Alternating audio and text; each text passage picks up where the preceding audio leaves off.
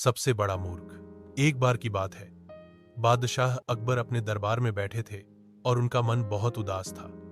बीरबल ने उनकी उदासी का कारण पूछा तो अकबर ने कहा, बीरबल, मेरे मन में एक अजीब सा विचार आया है।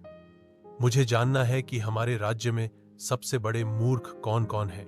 बीरबल ने मुस्कुराते हुए कहा, जहांपना, यह तो बहुत आसान है, मुझे थोड़ा समय दीजिए।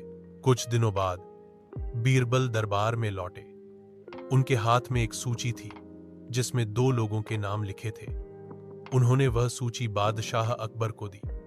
अकबर ने जब पहला नाम देखा तो उन्हें बहुत गुस्सा आया, क्योंकि वह नाम एक व्यापारी का था जिसने हाल ही में अकबर को एक बहुत बड़ा हीरा भेंट किया था। अकबर ने पूछा, बीरबल, तुमने इस व्यापारी का नाम क्यों लिखा है? यह तो बहुत ही समझदार व्यक्ति है। बीरबल ने कहा, जहांपना, मैं आपको बताता हूं। कुछ दिन पहले मैं इस व्यापारी के घर गया था। वह अपने घर की छत पर बैठा था और अपने पालतू कबूतर को सिखा रहा था कि कैसे उड़ना है। उसने कबूतर को उड़ाया और वह उड़ता हुआ बहुत दूर चला गया। व्यापारी ने उसे पकड़ने के लिए अपनी पत्नी के कीमती गहने एक धागे में बांधकर उसके पीछे फेंक दिए। वह सोच रहा था कि कबूतर उन गहनों को देखकर वापस लौट आएगा। क्या यह मूर्खता नहीं है? अकबर को बीरबल की बात सुनकर हंसी आ गई। उन्होंने कहा, अच्छा, ये तो ठीक है, लेकिन इस सूची में दूसरा नाम किसका है? बीरबल ने मुस्कुराते हुए कहा, जहांपना, दूसरा नाम आपका है। यह सुनकर अकबर का गुस्सा आसमान छूने लगा। उन्होंने चिल्लाकर कहा, बीरबल, तुम्हारी यह हिम्मत कैसे हुई? तुम मुझे मूर्ख कह रहे हो?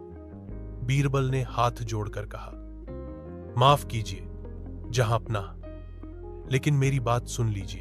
बीरबल ने कहा, आपने उस व्यापारी को मूर्ख कहा जिसने अपने कीमती गहने एक कबूतर के पीछे फेंक दिए, जिसे वह दोबारा कभी नहीं देख पाएगा।